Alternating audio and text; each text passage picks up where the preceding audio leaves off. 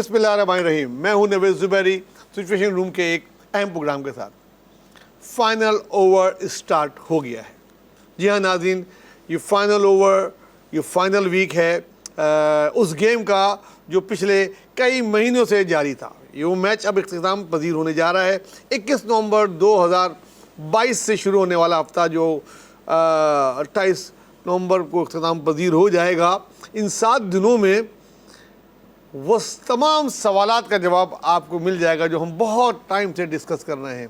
बहुत करीब करीब हम पहुंच गए। अपने पिछले प्रोग्राम में भी जो बातें कही थी उसी पे ही कहते हैं ना, उसी की बुनियाद पे ईंटें रखी जा रही हैं। और जब ये हफ्ता इख्तिताम पजीर होगा तो हम अपना बताएंगे कि हमारी क्या क्या प्रेडिक्शन थी और कितनी वो पूरी हुई, कितनी गलत भी हुई, तो वो हम ज़रूर डिस्कस करेंगे। लेकिन ये जो वीक शुरू होने जा रहा है, जो आज से शुरू हो चुका है, ये फाइनल काउंटडाउन है नाज़रीन। इसी हफ्ते में अभी जब हम बात कर रहे हैं, इस टाइम पे आर्मी चीफ की समरी फाइनल होके जा चुकी है वज़ीर-ए-आज़म के पास। वो आज काबीना से मंजूर होके आज ही रात उनकी कोशिश होगी कि ये सदर साहब को रवाना कर दी जाए। और प्रेसिडेंट हाउस आज पहुंचेगी तो ज़्यादा देर रुकेगी नहीं। इसकी भी शटल डिप्लोमेसी हो चुकी है, बहुत सी चीज़ें हो चुकी हैं। सियासी तौर पे भी इसको कवर किया गया है, गैर सियासी तौर पे भी इसको कवर किया गया है। जो इस मैच के इस टीम के जो मैनेजर हैं, जो कोच हैं, बड़ी कड़ी नज़र रखे हुए हैं सारी सिचुएशन पे, ताकि कुछ ना हो। तो ये जो लास्ट डेज हैं, लास्ट ओवर है, अगर कोई नो बॉल नहीं हुई, कोई वाइड बॉल नहीं हुई, तो ये इसी हफ्ते में तमाम चीज़ें कवर हो जाएंगी। अब तक हम उसी बात पे कायम है कि सीनियर मोस्ट जो हैं वो हमारे नए आर्मी चीफ होंगे, और उसके बाद के जो हैं उनका भी नाम डिसाइड है और वो भी हैं, और इसी तरीके से ये हो जाएगा। जाते वही 4-5 नाम हैं, तरीक़ेकार वही होता है, वो उस पर जाया जा रहा है। लेकिन ये बड़ी अच्छी रिवायत डाली जा रही है सीनियर मोस्ट की। बड़ी अफवाहें बीच में फैलती रही, ये होता रहा, वो होता रहा, लेकिन बहरहाल इसी वीक में 26 नवंबर को लॉन्ग मार्च का डी एंड होने जा रहा है। मतलब लॉन्ग मार्च का भी फाइनल ओवर की फाइनल बॉल का ऐलान कर दिया है इमरान खान साहब ने, कैप्टन साहब ने, कि भाई ये हमारा, उनके लिए भी ओवर ये आखिरी है, इधर से भी आखिरी है, दोनों टीमों के लिए ये आखिरी ओवर है। तो इमरान खान साहब 26 तारीख को जो अपनी लॉन्ग मार्च करेंगे, देखते हैं कि वो कितनी दिन चलती है। हमारी ज़ाती राय है ये 26 को शुरू होकर 26 को ही ख़त्म हो जाएगी। अगर कोई नो बॉल नहीं हुई तो ये उसी 8, 10, 12 घंटे का काम है। इनकी कोशिश यही है, क्योंकि लॉन्ग मार्च पे बड़ी तनकीद हुई, बड़ी मरहले से गुजरी। ये लॉन्ग मार्च को क्या, ये एक तरीके से आप इसको बहुत नाम दिए गए, मैं उस नाम लेके किसी कंट्रोवर्सी में नहीं जाना चाहता। बहरहाल बड़ी सुस्त रफ्तार से ही आगे बढ़ी। बीच में एक बहुत नाखुशगवार वाक़या भी हुआ, जान भी गई, बड़ी चीज़ें भी हुई, लेकिन आखिरकार अब ये इसका फाइनल इसी हफ्ते में हो जाएगा। और उसमें क्या होगा ये हम आगे जाके डिस्कस करेंगे। उसमें क्या होगा, उसमें क्या हो सकता है। सबसे बड़ी कोशिश जो इनकी की जा रही है कि एंड अच्छा हो।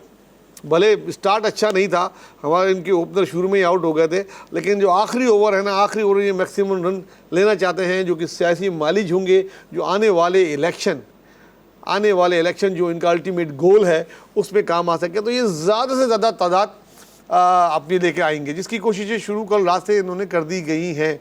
और हमारी इत्तलात के मुताबिक तमाम डिवीज़नल सदरों को, MP को, MNA को, जो टिकट के ख्वाहिशमंद हैं अगले, भले वो किसी और पार्टी में भी, उनको भी टास्क दे दिया गया कि आ जाओ भाई खुल के।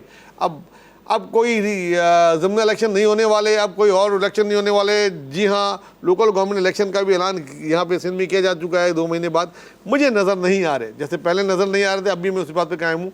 अब ये जवाब दे दिया जाएगा कि क्योंकि जनरल इलेक्शन का ऐलान हो गया तो उसके बाद ही होंगे जनरल इलेक्शन का ऐलान। जी हाँ, जनरल इलेक्शन का ऐलान भी इसी दिनों में महीना हो सकता है डिसाइड हो जाए।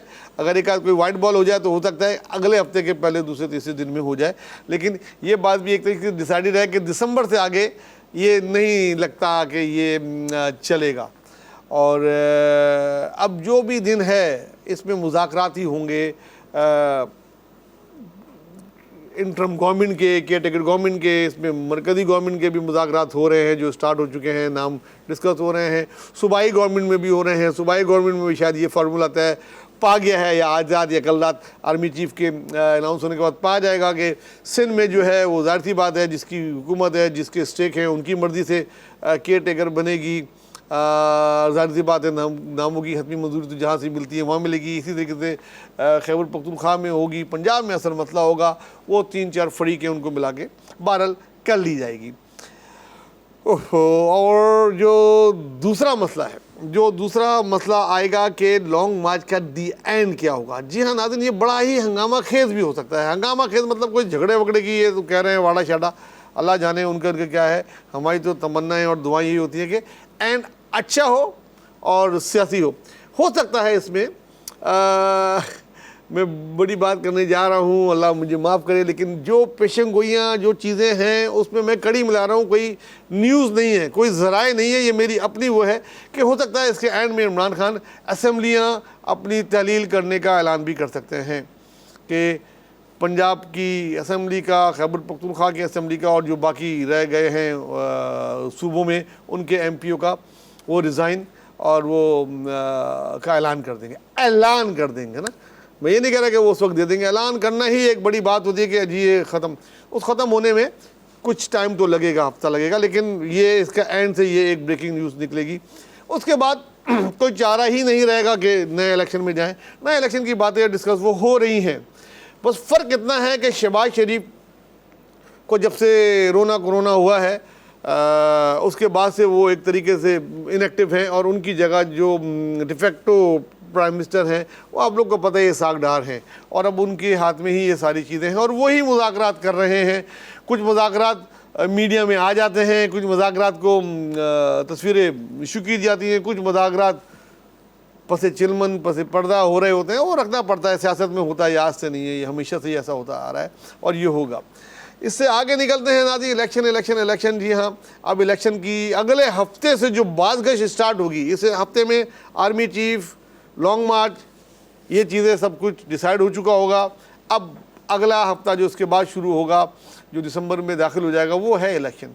उसमें इलेक्शन की ही गूंज होगी और इलेक्शन का महीना जो मैं पहले कहता था ईद के बाद, अभी भी उस पर कायम हूँ, ये होगा अप्रैल के एंड और मई के में ये हो जाएगा इलेक्शन की डेट अनाउंस। और इसमें बड़ी गहमा गहमी बड़ी चीज़ें होंगी, बड़े नए ग्रुप, नए जोड़ तोड़, नई चीज़ें शामिल होंगी, वो हम अपने अगले प्रोग्राम में डिस्कस करेंगे। बहरहाल ये तीन अहम चीज़ें इस हफ्ते तक डिसाइड हो जाएंगी, आर्मी चीफ, लॉन्ग मार्च का दी एंड और इलेक्शन का महीना। नाज़रीन, फिफ्थ जनरेशन वॉर जैसा कि आपने देखा पिछले दिनों में सालों से चल रही है, लेकिन पिछले हफ्ते हमारी सोशल मीडिया को बड़े घेरे में ले रखा। पहले आई है थप्पड़ की गूंज, एक थप्पड़, उसके लिए जाली ट्वीट किए गए, जाली अकाउंट उससे ट्वीट किए गए। उसके पीछे भी एक स्टोरी है। ये जो थप्पड़ की कहानी है, ये 2 दिन पहले की कोई कहानी थी, थप्पड़ नहीं था, किसी वजह से कोई थप्पड़ नहीं मारा गया, ऐसा कोई नहीं होता, लेकिन कुछ था जिसकी पर्दापोशी थी, उसको उनको तक कोई खबर मिली, उन्होंने जना थप्पड़ बना के चला दिया। 3 घंटे बाद ये थप्पड़ रिवर्स हो गया, ये बोला कि वो लाहौर में मारा गया है बजाय इस्लामाबाद के, और उनकी तस्वीरें शुरू हो गई। बात ही अजीब और गरीब और बड़ी गंदी चीज़ शुरू हो गई फिर जनरेशन वॉर में। उसके बाद फिर वो कल से लंदन की एक अहदेदार का आ रहा है कि उसने ये कहा कि अरशद शरीफ के मर्डर का, इसका उसका, और उसको भी बहुत ज़्यादा प्रोपेगेंडा किया जा रहा है। उसके पीछे भी एक स्टोरी है, वो हो सकता है हम करें, हो सकता है नहीं करें, इतनी अहमियत नहीं है, लेकिन उसके पीछे भी एक स्टोरी है। वो आदमी क्या है, उसके पीछे कौन लोग थे और वो अब किधर चला गया, कहाँ यूज़ हो रहा है। ये बहुत से लोग होते हैं जो उनको यूज़ किया जाता है। आपने पिछले दिनों देखा जो यूज़ हुए वाडा टाइप लोग, तो ये भी कुछ इस किस्म की चीज़ें। लेकिन कहने का मकसद ये, फिफ्थ जनरेशन वॉर से आवाम कहाँ ले जाएगी हमें। अब आवाम बाशऊर होती जा रही है, हर एक के पास मोबाइल है, जब वो फेक तस्वीरें, फेक वीडियोस, फेक चीज़ें देख के उनका अब एतबार ख़त्म होता जा रहा है। मकसद जो 10% सही न्यूज़ भी आती है उसको बोलते हैं यार ये भी फेक है। तो इस तरह नहीं करो। तमाम पॉलिटिकल पार्टी की मीडिया सेलों से मैं मुखातिब हूँ, खुदा का वास्ता इसको इतना गंदा नहीं कर दो कि सोशल मीडिया से ही आपकी जो सबसे बड़ा हथियार है वही चला जाए आपसे। मतलब आप सही न्यूज़ भी भेजेंगे तो वो शेयर आया वाली बात होगी, बोले ये है ही नहीं न्यूज़। तो इसको इतना गंदा नहीं करो कि ये तस्वीरें और ये फेक वीडियो और ये चीज़ें, इसके अंदर भी एक लिमिट रखो यार, कोई तमीज़ रखो यार। कोई ये मोबाइल टीनेज बच्चे भी देखते हैं, उनके भी हाथ में है, कुछ भेजते हुए सोचा तो करो कि क्या भेज रहे हो क्या नहीं भेज रहे। अब प्रोग्राम ख़त्म की तरफ जाते हैं। इस वक्त दुनिया को फीफा वर्ल्ड कप स्टार्ट हो चुका है कतर में। नहायत ही शानदार स्टेडियम, नहायत ही शानदार इंतजाम, पहली बार किसी अरब मुल्क में ये हो रहा है।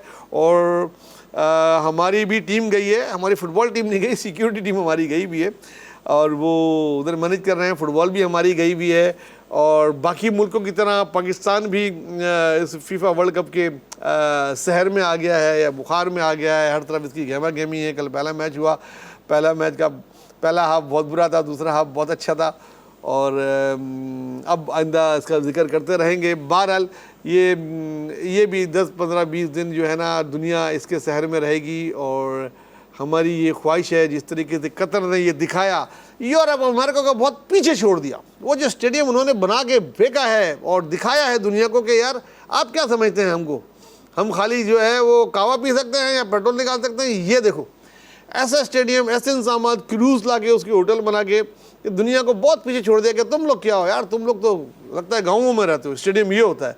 मतलब उन्होंने बताया है कि नेक्स्ट जनरेशन स्टेडियम बना दिया यार। अब उनको कम्पीट करने के लिए बहुत बहुत आगे जाना पड़ेगा। बहरहाल इसके साथ ही हम अपना प्रोग्राम को ख़त्म कर दें। नाज़रीन अपने दोस्तों का, ख़ास तौर पे गरीबों का मैं फिर बोलता हूँ बहुत ख्याल रखें। बहुत सख्त सर्दी आने वाली है, सैलाब ज़दगान आसमान के नीचे हैं। अपने दिल और जेब खोल के रखें और उनकी मदद करते रहें अनटिल के आखिरी आदमी भी सेटल ना हो जाए। अल्लाह हाफ़िज़।